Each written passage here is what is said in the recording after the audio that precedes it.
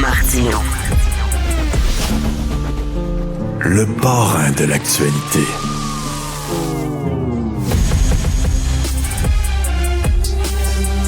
On parle beaucoup de casser le monopole de la SAQ. Pourquoi c'est rien qu'à la SAQ où tu peux acheter du bon vin?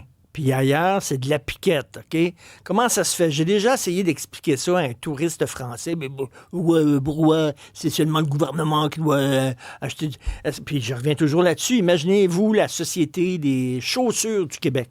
Puis si tu veux acheter des souliers, il faut que ce soit le gouvernement qui vende des bons souliers. Sinon, d'un dépanneur, t'as rien que des crocs puis des Hush Puppies. Ça n'a pas de maudit bon sens. Même chose avec le monopole de l'Auto-Québec sur les jeux de hasard. Est-ce qu'il n'est pas le temps de casser ce monopole-là? On va en parler avec Mme Ariane M. Gauthier, porte-parole de la Coalition québécoise du jeu en ligne. Bonjour, Mme Gauthier. Bonjour, Richard.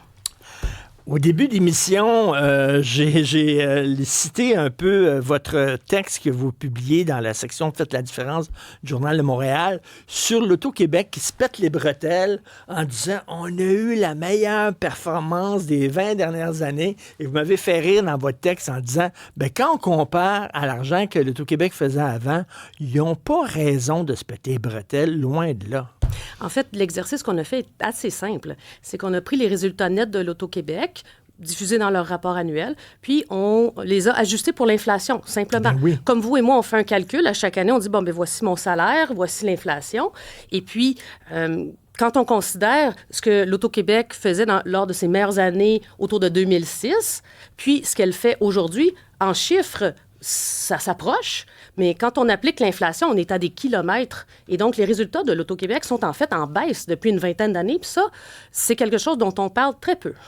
Et ils sont en baisse, pourquoi? Ça, c'est la bonne question. Alors, de notre côté, de la Coalition québécoise du jeu en ligne, c'est certain qu'une partie de la réponse se trouve du côté d'Internet. C'est bien difficile d'appliquer un monopole sur Internet. C'est un univers qui n'a pas de frontières. Alors, c'est de certain... plus en plus, les jeunes qui jouent, ils n'achètent pas des gratteux. On s'entend, là. Ils vont dans les jeux en ligne sur Internet. Oui, absolument. Depuis la pandémie, on a vu une augmentation extrêmement rapide et un transfert de marché vers Internet.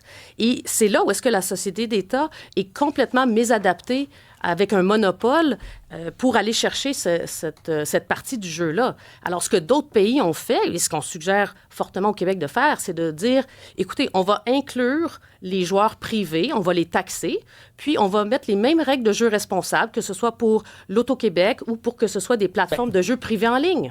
Ben c'est ça, la même chose pour l'alcool. Les gens qui disent, oui, mais si vous privatisez la vente d'alcool, le gouvernement n'aura plus de revenus. Ben non, parce qu'on va continuer à taxer les bouteilles de vin, mais au lieu d'être vendues dans une succursale qui appartient au gouvernement, qu'est-ce que le gouvernement a fait dans le commerce de détail, je ne le sais pas, ça serait vendu par des commerçants, mais ça continuerait d'être taxé, c'est ce que vous dites? Oui, absolument. Puis, on a un exemple vraiment intéressant, c'est l'Ontario. Nos voisins immédiats, ils ont créé un organisme indépendant qui applique les mêmes règles pour la société d'État et pour les joueurs privés en Ontario.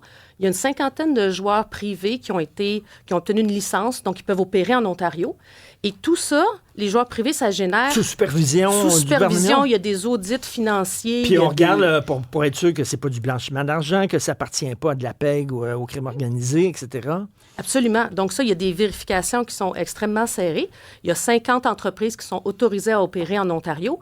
Et ces entreprises-là vont générer un résultat net de 3 milliards de dollars. Puis ils payent des taxes et des impôts. 20 de taxes là-dessus, c'est 600 millions récurrents par année en Ontario. Donc, on ne parle pas là, de petits changes. Là. Oui. C'est des gros sous. Alors, pour le Québec, si on fait une approximation en fonction de la population, puis en fonction des habitudes, on est autour de 200-300 millions de dollars de revenus pour le gouvernement par année. Et donc, c'est... Dans un contexte de rigueur budgétaire, il me semble que c'est un autre incitatif là, à regarder ça puis à revoir ça. Quand le gouvernement fédéral permis la vente de pot, de marijuana, il y a des gens qui disent que ça va être épouvantable, tout le monde va commencer à se geler, il va y avoir une augmentation des gens qui sont sur le pot. C'est pas vrai, les chiffres le démontrent, il n'y a pas plus de fumée de pot qu'avant. c'est une des raisons. On dit, si on laisse ça au privé, le jeu, là, on va se ramasser. Ça va être une épidémie de gens qui vont perdre leur argent dans le jeu. On va perdre le contrôle. Comment ça se passe en Ontario avec la privatisation? Y a-t-il un problème de jeu compulsif ou quoi? En fait, les données sont encore préliminaires en Ontario. OK. Ce qui se passe, puis c'est difficile de comparer parce qu'avant, on ne savait pas ce qui se passait parce que c'était sur un marché plutôt gris. Alors maintenant, on a un véritable portrait. Mais oui, il y a l'augmentation des habitudes de jeu sur Internet, c'est une source de préoccupation pour les experts de la santé publique et on souhaite travailler avec eux pour définir un meilleur cadre pour éviter les dérapages. Donc, on a tout avantage à ce qu'au Québec, on protège l'ensemble des joueurs, qu'on mette un cadre à l'ensemble des joueurs, plutôt que de mettre un cadre pour seulement la portion qui joue avec l'Auto-Québec. Mais là, actuellement, là, si je suis chez moi, là, puis je vais sur un site américain, je sais pas, là, puis je peux jouer sur un site qui est un site de jeu en ligne de l'extérieur, est-ce que je commets un crime? Est-ce que c'est illégal ce que je fais? En fait, c'est une activité qui est non encadrée. Donc, l'activité ne se trouve pas directement au Québec, techniquement, même si elle est accessible, parce qu'effectivement, le serveur est hébergé à l'extérieur du Québec. C'est pas une situation idéale. Et c'est là où est-ce qu'on veut mettre quelque chose de plus sérieux, de plus strict et de plus transparent. Puis l'entreprise privée, ben on le sait, ils veulent faire des profits. Fait qu'ils sont plus, je veux dire, ils vont faire des jeux qui vont peut-être plaire plus aux joueurs, puis ils vont faire plus d'argent, puis ça va donner plus d'argent dans les coffres du gouvernement. Par les taxes, c'est ce que vous dites? Bien, entre autres choses, mais c'est que les grands joueurs développent des jeux pour un marché mondial. Alors, même si l'Auto-Québec développe une équipe formidable pour développer des jeux, ils ont un budget pour commercialiser au Québec. On le sait, le gouvernement, quand il se mêle d'informatique, là, attends une minute, là, c'est pas les plus up-to-date, comme on dit, là, on s'entend, là. Eh bien, largement, les entreprises privées ont un avantage là-dessus. Ben oui. Mais je voudrais revenir sur le risque d'augmentation de la fréquence du jeu en ligne. C'est que les habitudes existent déjà. Les sites Internet sont déjà accessibles pour les Québécois. Et on a fait un sondage il y a 1 an environ. 73 % des joueurs qui jouent en ligne disaient le faire sur des plateformes privées.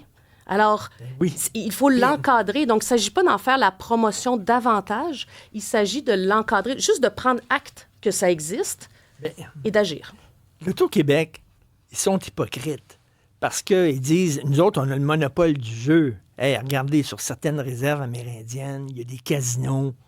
Pas sûr ça respecte vraiment toutes les règles. Je pense que dans certains casinos, dans certaines réserves, je pense qu'on a le droit de fumer dans le casino. Je pense que, tu sais, veux dire, là, il y a un casino qui est en train d'être construit sur une petite réserve, là, dans le coin de Trois-Rivières, là. Puis on se demande c'est qui est derrière ça, puis c'est peut-être du blanchiment d'argent, puis tout ça. Veut dire, ils ont comme 2 poids, 2 mesures, là, à l'Auto-Québec, là. Le jeu, c'est une activité qui doit être encadré et bien encadré. Donc, je ne voudrais pas parler pour les casinos physiques, qui est moins dans la mission de la Coalition québécoise du jeu en ligne, mais définitivement, le Québec a besoin de faire un sérieux dépoussiérage de sa législation. Les lois y ont été faites quand il fallait prendre sa voiture puis prendre le pont Jacques-Cartier pour aller au casino pour aller jouer en ligne. Oui. Et on est ailleurs. On est ailleurs avec comme Internet. La SAQ, comme avec l'alcool. Christy, là. Il y a un côté judéo-chrétien. Là. Seulement le gouvernement peut s'occuper du jeu, de l'alcool puis du pot, là, parce que sinon, là, ça va devenir l'enfer. Effectivement, briser le monopole de l'Auto-Québec, c'est peut-être pas une si mauvaise idée que ça. Ariane M. Gauthier, vous pouvez lire son texte dans la section Faites la différence. Elle est porte-parole de la Coalition québécoise du jeu en ligne. Merci beaucoup. Au plaisir. Merci. Au revoir.